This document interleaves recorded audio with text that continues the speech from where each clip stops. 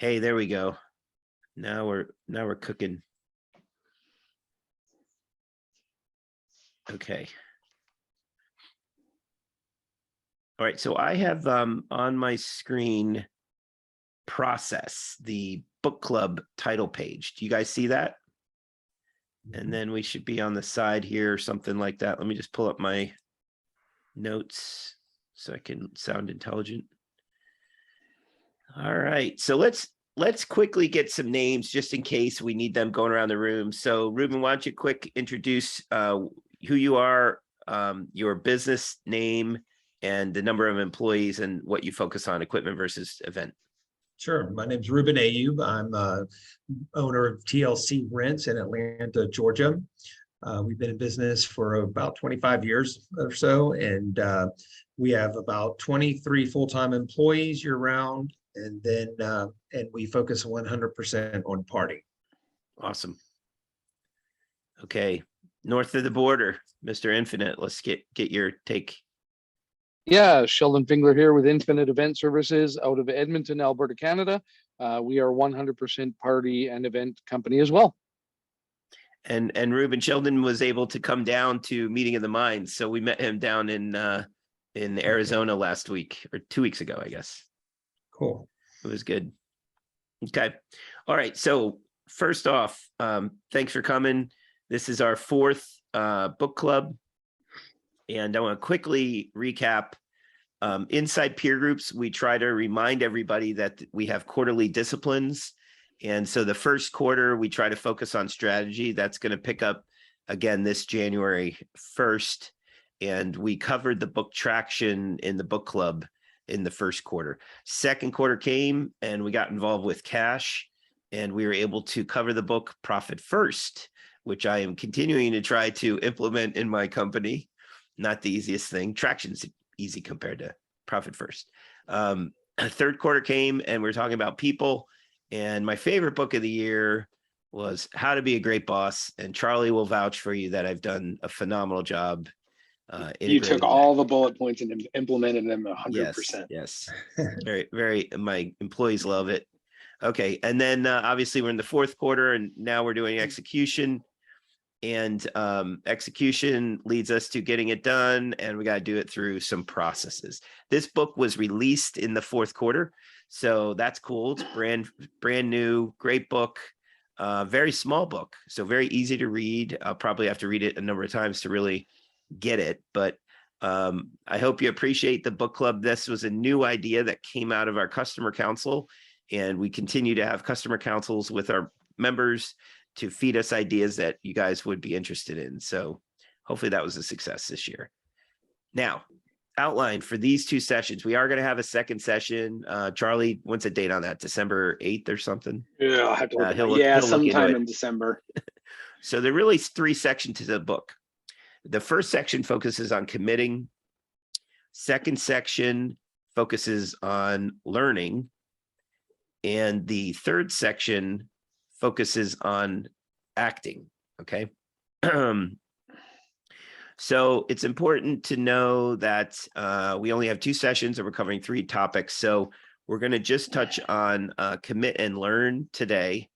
We will probably just barely touch learn, and we'll be focusing on learning and then acting in the second session, which is going to take place in December. Hey, Beth. December 8th. Hi, Beth. How are you? Good. How is everybody? Good. We just went around the horn. So why don't you just take a minute, and all we need is your name, rank, and serial number. You know, how many employees you might have and whether you're equipment or event. So hi, I am Beth Hoff-Blackmer with Aspen Rental in Western Colorado, and I am an equipment rental. And I have 9 employees. Excellent. Appreciate that. And we have Ruben and Sheldon with you. They are both event rental operators. Great. Ruben's down in Georgia and Sheldon's in north of the border. Yes, I know Sheldon. I do not know Ruben. Nice to meet you. Excellent. Nice to meet you. So we're going to be going over section 1 and 2 of the book today, and I'm going to jump right into it. So number 1, commit. So you get into the beginning of the book, just like any book written by an EOS author, EOS implementer author. They talk about EOS at the front end, and so you're going to get a little of that into your head. I'm assuming, did anybody here read the book? I think Ruben, you might have read a little bit of it. Mhm. Good. Okay. It's in my Audible to listen to next week when I head out to Arizona. Yes. There you go. Well, and again, like I say every time for book club, if you haven't read it, you don't need to now, because you're going to get the best, version of the book through the book club. So, two big issues in chapter 1 of the book. We're going to talk about the right mindset, which I love the fact that every EOS book seems to focus on the owner first. So they really, EOS is about getting things done through the whole workforce, but at the same time, it's got to be inside the owner's head that you're going to make some changes, right? Secondly, we're going to talk about why process is important. And that's a big part of today's session. So we'll learn a little bit about how, we make the ice cream, but at the same time, we're going to really kind of understand why you want to spend the time to do it. So the right mindset.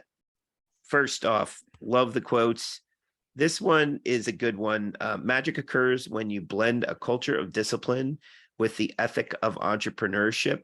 And that was Jim Collins. Jim Collins, I put this one in here because you're going to see quite a bit of Jim Collins throughout this book. He, even though he never really wrote a process book, Good to Great really focused on what made companies great. And it's a lot of it had to do with process and process innovation and things like that. Another one that was a great one was a dream doesn't become reality through magic. It takes sweat, determination, and hard work, right? So we turned around and we saw that we read 4 books this year, and we did 4 book clubs, and they were tied to the different disciplines in the business. That felt great, but that took a lot of work, right? We had to do the work to get there. We couldn't just say, hey, I'm going to make this happen. It took all 360 days, right, to get it done. So that was Colin Paul who said that one. And a couple of key points in the first chapter that came through, and Ruben, I'll definitely hit you up with a question here. If you have any, you can throw in, but there was a theme that basically said undisciplined companies face inconsistent execution. And we found that to be the case inside peer groups. We have 18 groups now. We're trying to be consistent. And if we are not disciplined, we will not be consistent. So a peer group's member experience in one meeting might be different than a peer group member's experience in another if we let that go unchecked, right? Something we need to focus on. Next piece is undisciplined companies ignore process. So we noticed that as well. Like if you don't have discipline in the company, you're probably not going to care too much about process itself. And the question I have for you guys is why? Why would an undisciplined company ignore process? Why does anybody ignore process? Just easier to do it the way you're doing it. Yep. What And else? taking the time to set up the process, just because you get busy working in instead of on things. So we're definitely going to address that one. That's a good point, Beth. Anyone else? Any other ideas? I could tell you that. Know any better. Yeah, unclear process, perhaps not understood. Very good. Yes, Natalie, thanks for joining us. Another one north of the border on the call. So yeah, so definitely all of the above, everything you said, but I would also argue that this is the number one reason, right? Processes are boring. No one wants to look at process, document process. They're usually typically not urgent for you to kind of say, hey, let's roll up our sleeves and look at the process that we're focusing on right now. Let's try to make an improvement here.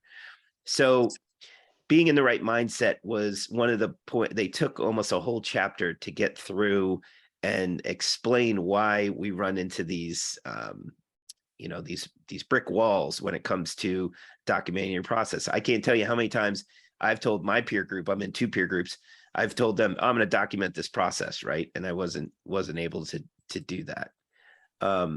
Okay. Thank you for that, Charlie. So Charlie reminds us that the second session is going to take place on December 8th. So this is being recorded, and then we'll also record the next one in case you can't make that. So later in the first chapter, I love they begin with the end in mind. And if I can get this thing to move. There we go. So this is the book. This is what the book's all about, right? So it's the process. So they said, sticking to the theme here, this is what we're going to focus on. We're going to focus on your ability to commit and the commitment section of the book. And then we're going to get into the next section, which looks at a 3-step process documenter, where you can see here, we're going to identify what it is we want to document. We're going to then document and simplify it. Then we're going to package it. And there's a lot of theory around like, well, how do you go about documenting your processes? And we'll kind of get into that. The other part to it is you'll use an FBA checklist, and, they'll step through this. FBA stands for, we'll check it out later. I don't have it in front of me here. Hey, Charlie, look that one up too. I will. So train, measure, manage, and then update. So Ruben's not all the way through the book, but once you get through the book, I'm going to assume that we're going to, bite off one of your core processes and try to document or go through this process. What would you say is one of the core processes of an event rental operation? The order prep process. Okay, good one. So say that again. It was related to the order preparation. Order prep. Okay, got it. So it starts at one side of the company and goes through fulfillment, or yeah, correct. Order fulfillment. Yeah, so event rental has to deal with a lot of different moving parts related usually to an event, right? A specific event, no pun intended. Whereas equipment rental might be different. What's a core process in the equipment rental side? Any thoughts? Core process on equipment rental? Turning stuff around to get it ready to go back out again. I was just going to say used to call it ready to rent. Yeah, exactly. Right. So you're going to have to check in equipment and then maintain the equipment, make sure it's ready to go, right, and turn back around. So ready to rent could be a key process you'd want to focus on. So those are good. So imagine applying this process to that process, right, to make an improvement there. That would be the first step. So next part of the chapter, they talked about 3 common causes of anti-process bias. The first one was, they call them myths. So we'll talk about it as a myth. Number 1, process is not in my nature. So what is, what do you think that means? Process is not in my nature. So if you have a grumbly guy at the front counter who's not in his nature to be friendly in customer service. Got it. Okay, that's a good one. I was thinking more along the lines of taking it back to EOS, the visionary is not the implementer. So you don't think of a visionary being a process-oriented type person. They're more abstract and looking more down the road and bigger picture type of things, more than working in it. Yep. And in general, I would also argue that in general, entrepreneurs, right? So entrepreneurs are typically not people who say, oh my gosh, I love process. I'm going to work on process. But what you'll find is that most entrepreneurs are naturally process oriented. In peer groups, when we go around and we visit each other's locations, you'll see some great entrepreneurs who maybe, speak off the top of their head when they're in a peer group meeting. They don't take notes.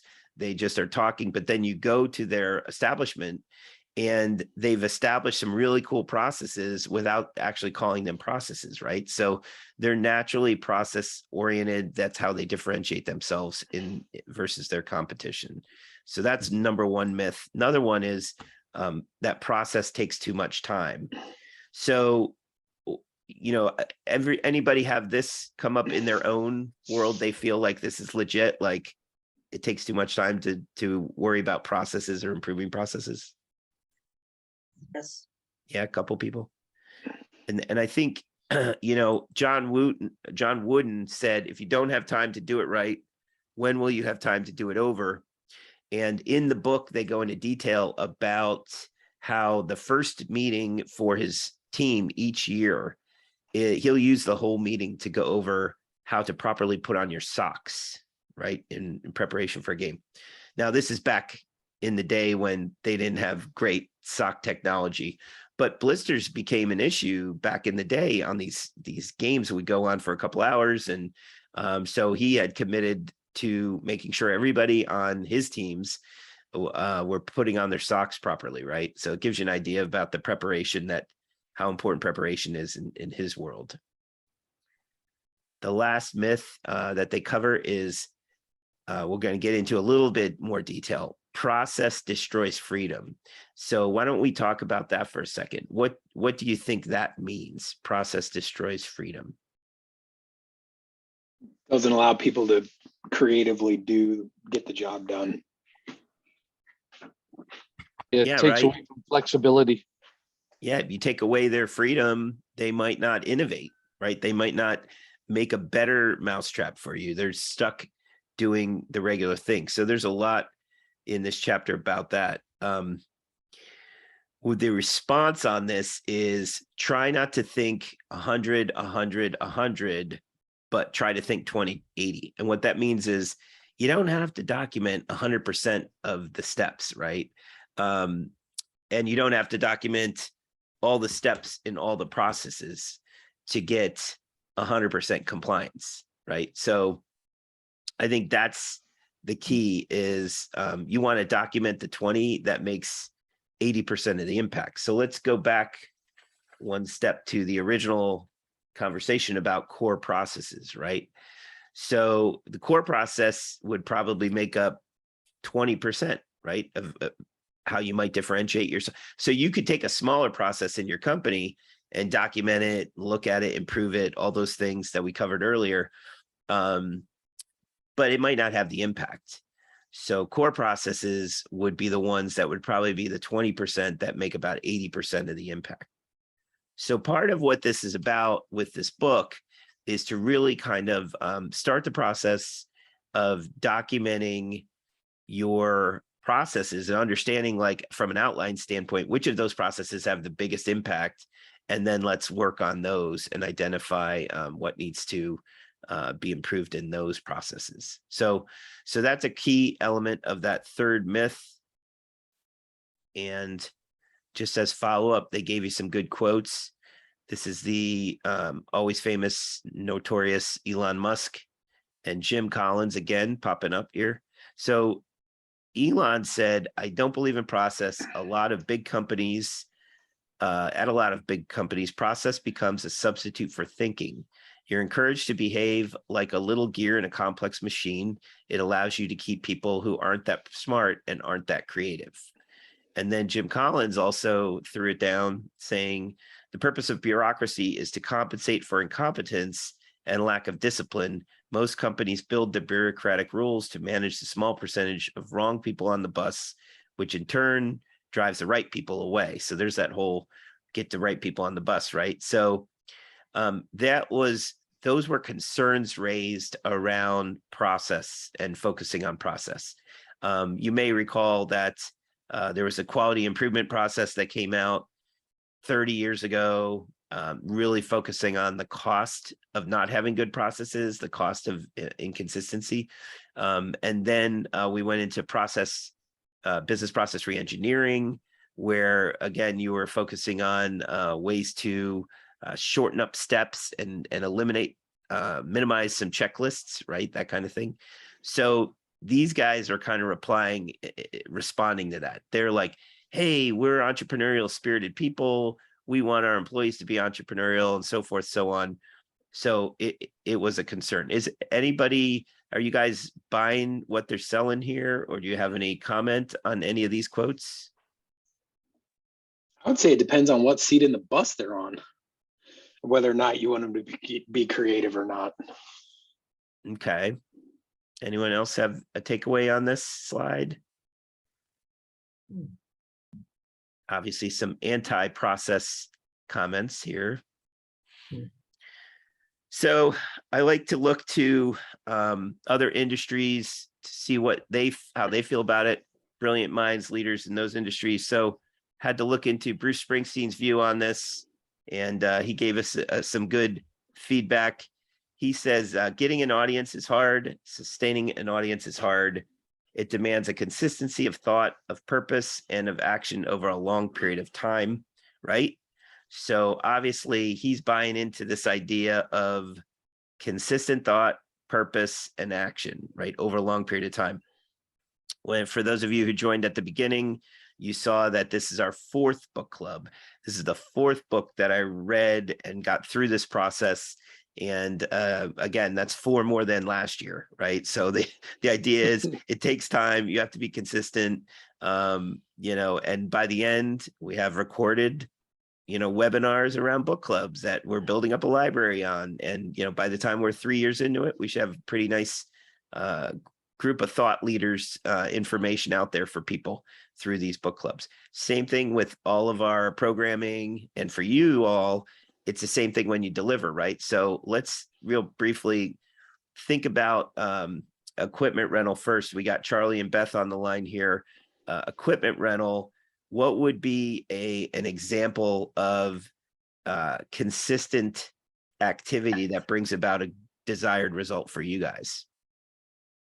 Contract writing process, just making sure we've got who's on the phone, what's the guy that's calling, who we're going to be delivering to, the cell phone, the job name. We sort of have a 5-step process that they have to go through for every single contract. Nice. I set her up for that one. No, All right. That was the perfect answer. Exactly. I mean, oh my gosh, yeah, like the contract writing process, you're going to bring different people onto your counter at different points in time over your career, and every rental operation is slightly different, right? We have 2 vendor partners. One's called the Call Coach, and the other one is of course I'm going to forget. Charlie, you should know the new guys that we started. Listen Force. Yeah, Listen Is Force. that right? Yeah. So good example. That actually came from American Rental Association. But again, what they're focusing on is consistent and purposeful, and being very much having owner think when you're presenting and working with a prospective buyer of your services, right? And then again, of course, working through a contract. How about management software? Does that help you or hurt you when it comes to this type of thing? Oh, it totally helps you because it's going to create it repeatable every time. Yep. Yeah. So so part of what people have done is they use training on the software as a way to teach its process to your employee, right? Oh, our process involves a lot of technology, right? So let's just follow the dotted line on that. What about on the event rental side when it comes to getting ready for tent installation? Is that something that would benefit from something like process review and process documentation and things? Oh yeah, like an order pool, like a tent checklist. Correct, part right? of that. Absolutely. You think about how many times a company might send a second person with the driver, or might have to turn around and go back because they missed something. It's critical that they have check-in lists, and they also have lists for taking down tents, what happens at the end, how to go through the process of intake of the different event rental act stuff when it comes back, whether it's silverware or linens or anything, that you processes around those. Those are all core related to what you do in a business, right? So keep that in mind. Okay, let's go to next slide. So the point, I guess, that you're making in this, bringing up these different sides, was that neither one or the other viewpoint is actually totally true. It's the assumption that one has to be right and the other one has to be wrong. It's actually a false dichotomy. You don't have just two options. You have multiple options available, right? So that's what the takeaway is on that. Okay, back to Jim Collins. He had something else to say on the topic. I didn't want you guys to think of him as a bad guy. So he gets into establishing a culture of discipline. And so his quote was, "Disciplined people who engage in disciplined thought and take disciplined action operating with freedom within a framework of responsibilities. That is the cornerstone of a culture that creates greatness," right? So he did a lot of work on Good to Great and his other books, and focused on, what sets apart a great company from a mediocre company or just a standard company. And he did use the phrase disciplined quite a bit, right? So in this case, he used discipline 3 times in the first sentence, right? So people, thought, and action.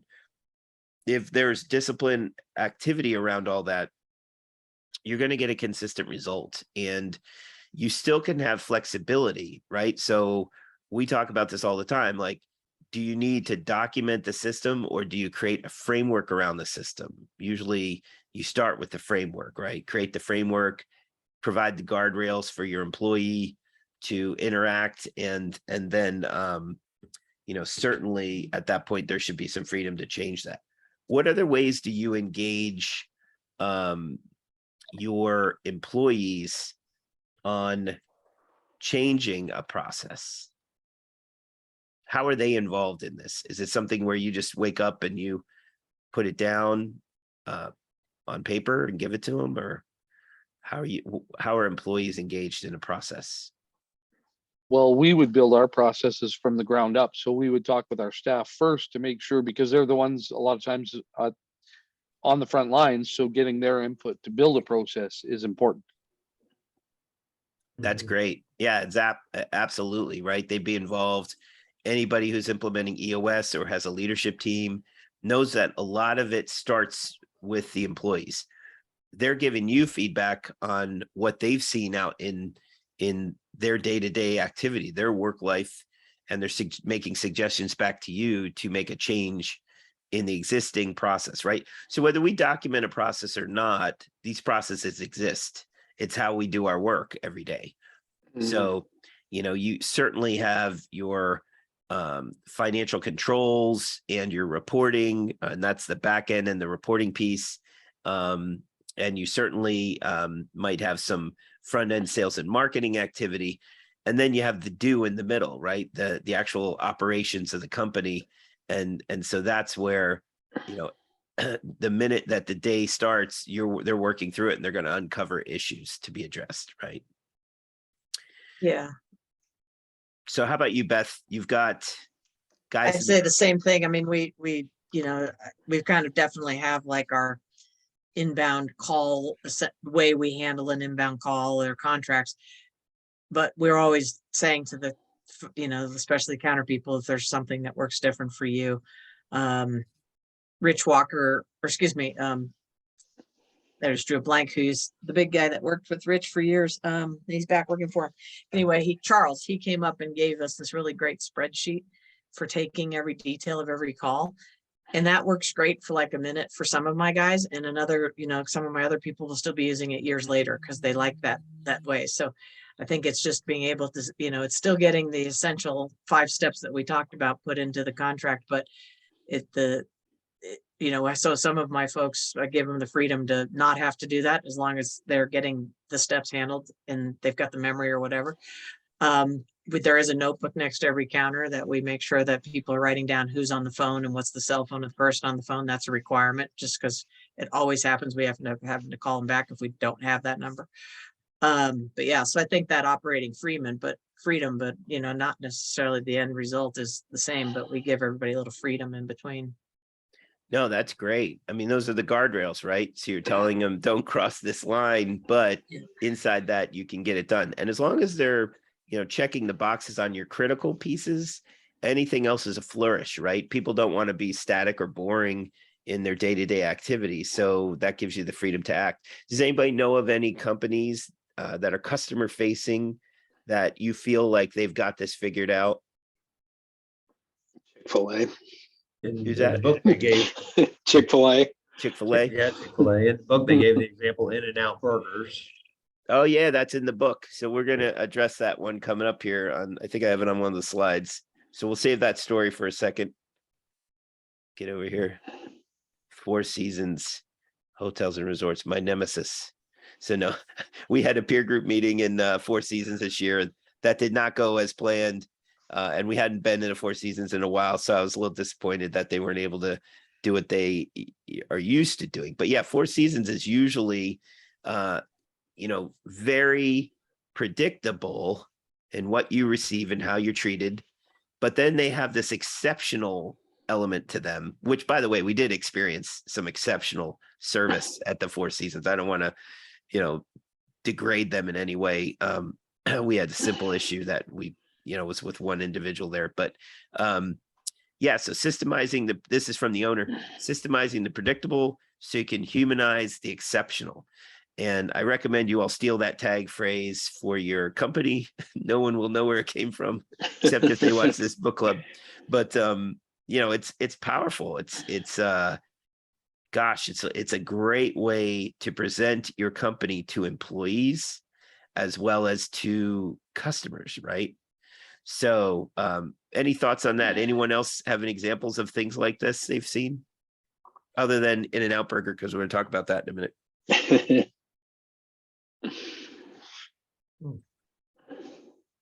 Any outstanding service you've received recently? Well, I mean, I think not that they're customer facing, you speak to them, but Amazon. Yeah. And just the way they move stuff through and you get your stuff in 2 days. And I mean, it's not humanizing, but as far as making they're it more becoming- exceptional than yeah. other shipping venues. So, I always thought it was curious how they were distributing the distribution, right? So Amazon warehouses popping up everywhere, these mega warehouses everywhere, and everybody's like, oh, they're in my backyard. Oh, but it brings jobs, but man, it's, a blemish on our neighborhood, blah, blah, blah, whatever it is. Yeah. I will tell you, Yeah. I will tell you, I love it, but yeah, I was gonna say I actually I had a great response on that. I'm a emotional buyer, right? I like if I'm on a counter, I'm seek a specific type of candy that I have to have, right? I don't usually buy candy, but if the candy's on the counter, I'm going to eat it, right? I'm going to grab it. And that's what they do. They look for emotional buyers.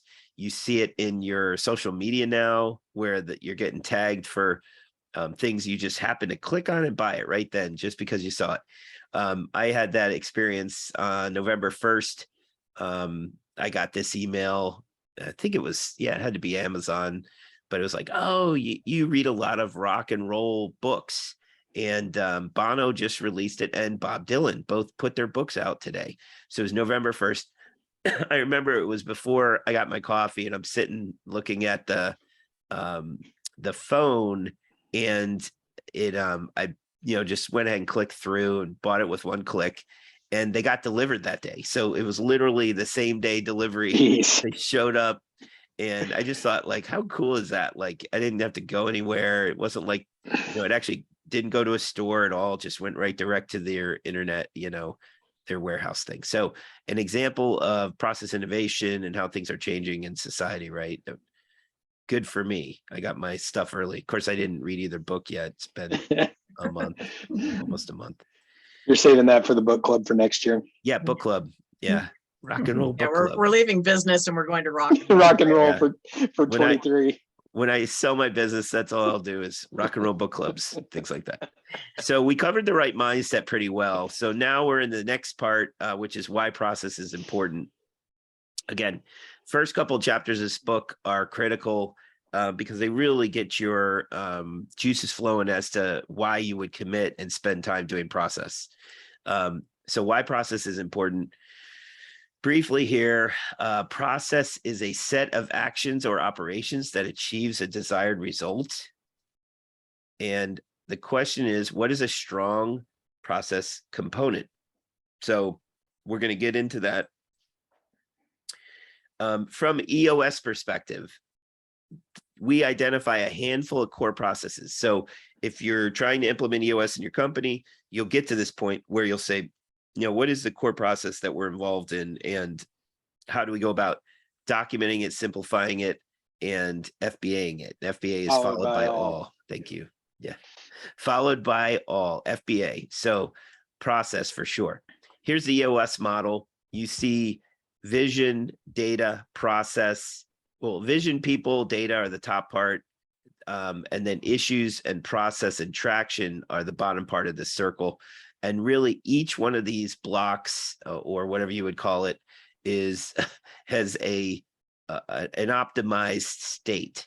So, if you've fully worked through your people issues, you have, created a place that recruits and retains the best employees who are outstanding performers, right? Same thing goes with any of these things. You're going to optimize in each of these pieces of the EOS model. Another thing that you're seeing here is when you start to document, it becomes almost like franchisable, right? Oh, we've created standard operating procedures. This is how we do things.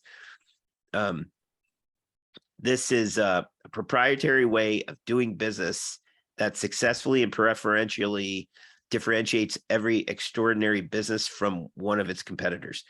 So you're really looking at it and saying, how do we do things different from others? And, Charlie and I were talking about this earlier today about, like, you can go down to Louisiana and visit Bottom Line Equipment, and it's unclear that they've documented every process. I know they have, just because I knew that from behind the scenes. But when you have 140 million of rental going through multiple locations, how are they?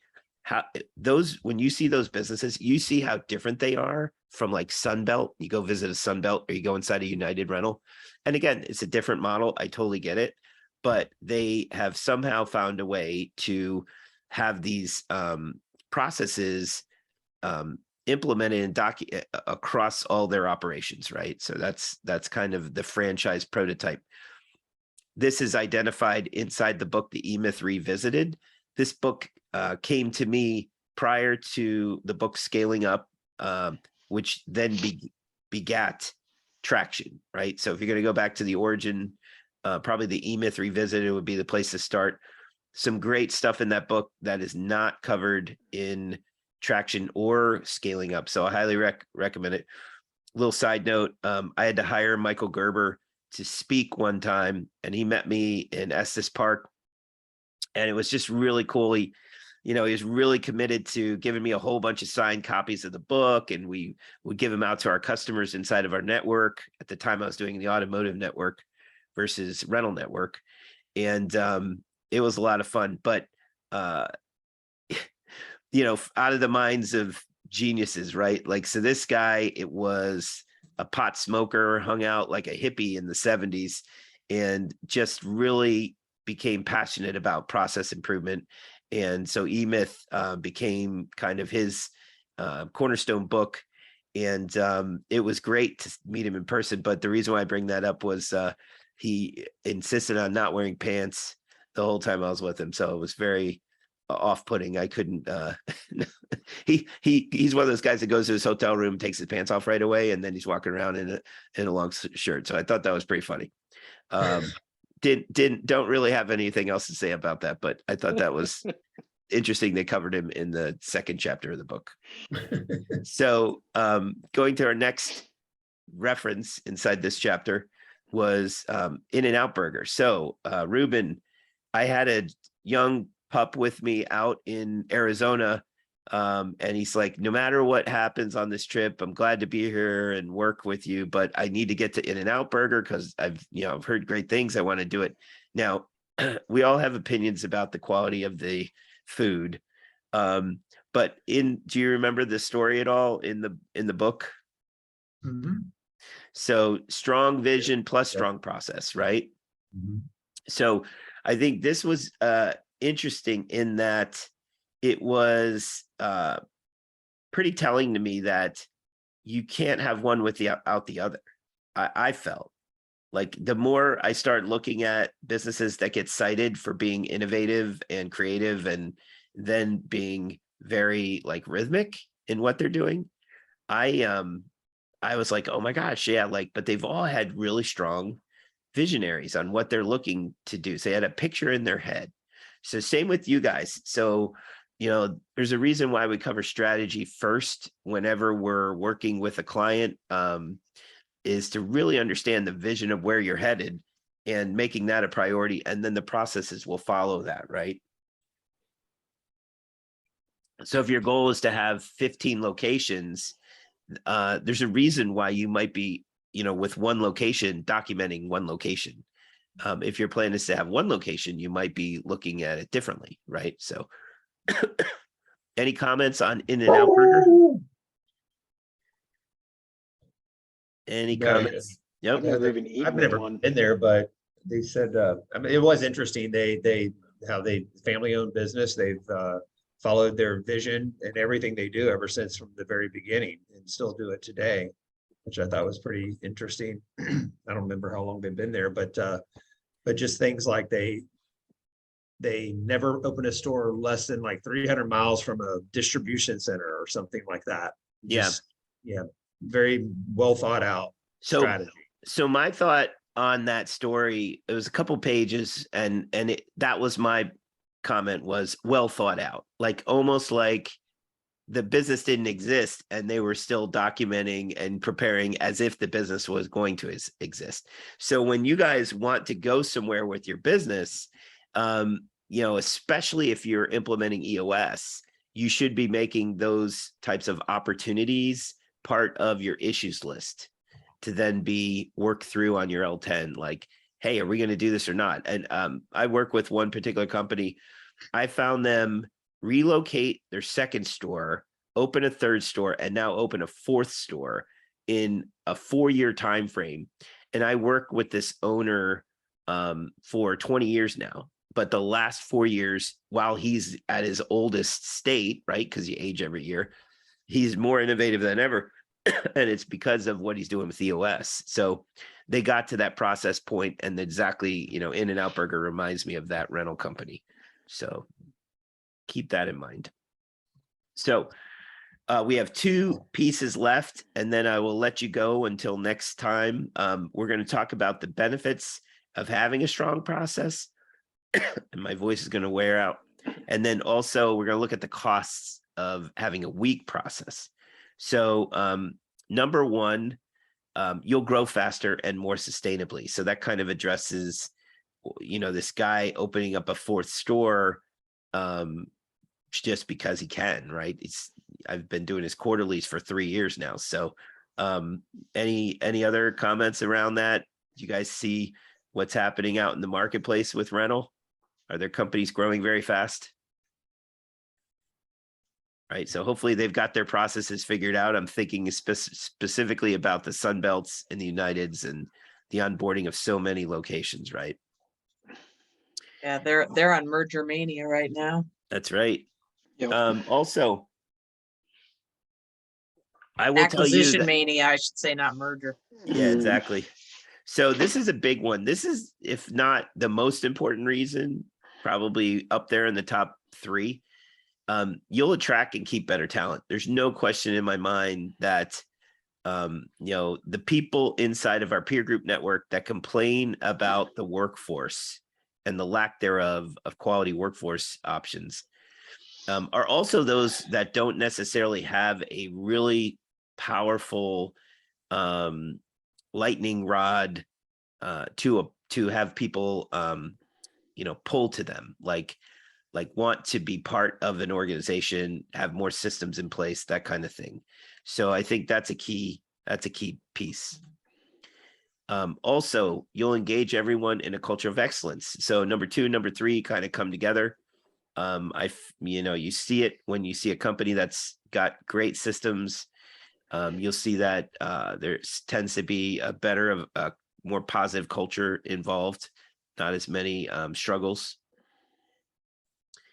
This is assuming that you're working on the right processes and making a difference for your customers. So if they're getting things better, faster, or cheaper, they're probably going to be happier than they were. And so that's something that you look for. In our case, inside of peer groups right now, Charlie's been charged with the peer group experience. So if you're a member, you have an experience from being onboarded all the way through exiting and becoming an alumni. And so we want to pressure test all that process along the way and see if we're doing it as best as we can. Oh, I'm dying. I should probably put some whiskey in this. Okay. Number 5, you'll have more time. I think that one goes without saying. There's no question the John Wooden quote is, when you have time to redo something, right? You got to take the time, get it done right up front, and then you won't have to redo it again and again and again. So you should technically have more time. You'll get better at resolving issues. Probably true, because you'll figure out how to innovate. You'll make more money. That the assumption would be that more work is being done at a more efficiently, and therefore you're able to process more and generate more revenue. So company becomes more valuable if you're making more money, right? So that's a great example of one begetting the other. And then lastly, if your company's more valuable, you'll live a better life, right? That's the idea. So obviously the idea on the first third of the book is to really focus you on getting doing it, right? Making it happen. So I think those are great takeaways. I don't know, Ruben, how far you got in the book. Did you get to the second part? No, this is the in and out's where I stopped. Okay. Yeah, you were right there then. So you got through the first part of the meeting pretty much, which is great. So cost of a week of process. This is not as long, but you'll struggle to find and keep great people. There's no question that processes that have not worked out have caused the end of relationships, right? Which means that people have left companies. And so that's something that you want to nip in the bud, and you never want to have somebody leave your company because they didn't like how things were done, right? Any comments on that one? Think about your great people. Anybody ever lose somebody and you wish you didn't lose them? Mhm. Sure. Yeah, that sucks. Also, your business will stop growing, which all that other stuff we covered, if your business is growing, all that stuff starts to go away. So growth is a good thing. Certainly you can still perform well as a company without the growth. Usually you only want that to be temporary. For anybody who sat through Profit First, we give you a formula for making more money without growing. And there's no question that companies that adhere to Profit First will increase their bottom line. And again, part of it is systemic. So you're focusing on the processes around recognition of revenue. It's how it all starts with Profit First. So also, this one's big. Your business may fall behind or become obsolete. So I can tell you that in the market that I live in, which is Lehigh Valley, Pennsylvania, it was a hotbed for about maybe slowed down about 3 years ago. But for 10 years up to 3 years ago, it was crazy. Everyone was coming into the market. So you had people coming in from New York, from the middle of the state, and then also from the Philadelphia market. And so you just were competing against everybody. I would actually say that event rental in Atlanta, in the surrounding Atlanta region, has faced similar growth, right? When you say, Ruben, it's amazing what's happened down there. And if you're not moving forward, you're definitely losing ground. Luckily, we only have a couple of members who are falling behind significantly. We do have some people that are dropping 10 to 20% a year. And so we're in process of, where are we headed with this? Are we going to invest our way out of it? Are we going to sell the business? And we have a lot of people exiting, 10 to 15% exiting. But it's tough. You got to make some hard decisions. But part of it is just doing the right things with your time when you wake up in the morning, right? And go to work. So a couple stories that are outlined in this particular chapter. Really, there's a guy he's a founder of Capriati's. His story was about key employees and how having a good process kept the good employees, but having a weak process lost some employees. And FBC remodeling was a story where they had 3 locations, and the Virginia location did not have their processes as tight as the other 2, and it ended up going out of business, and he could not save all those employee positions that he would have preferred to save. So that was an issue.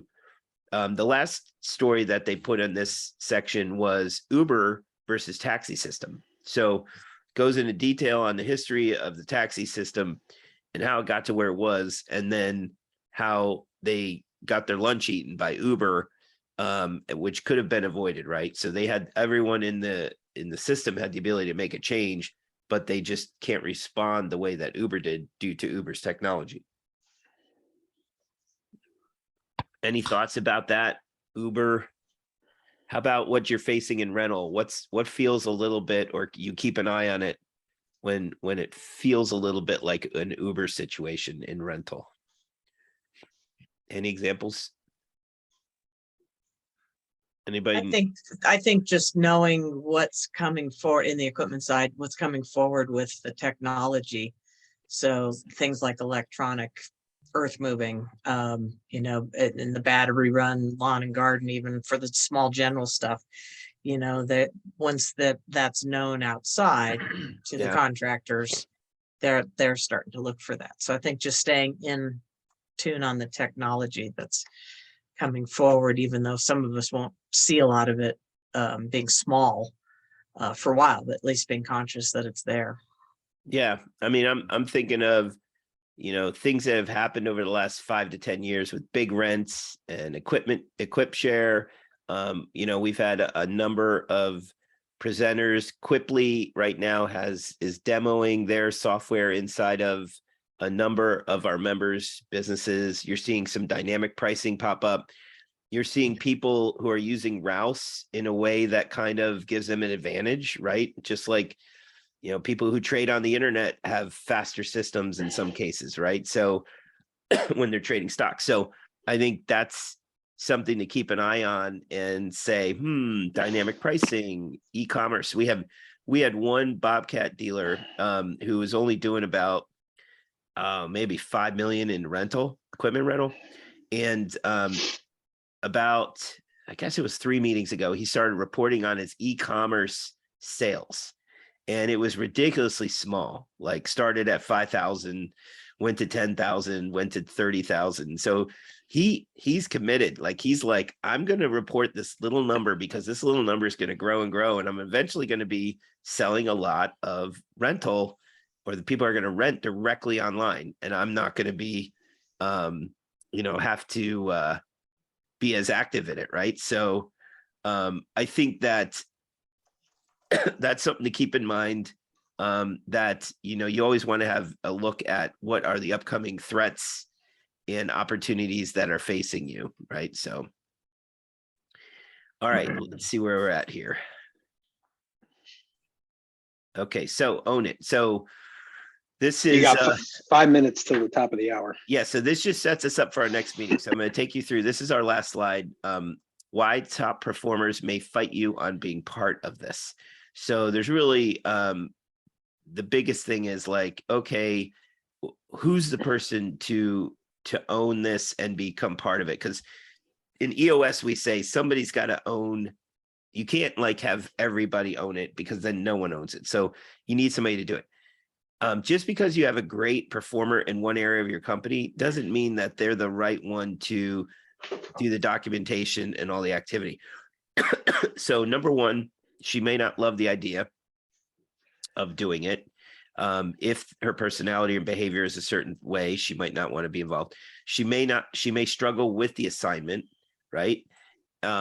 Because she might be focused on like, hey, my skill set's sales and you've got me documenting here. So there's a disconnect.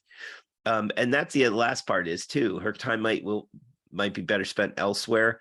So you want to kind of take the time and look at your internal doings of your company and say, if we're going to go down this path, is everybody working their own department on this?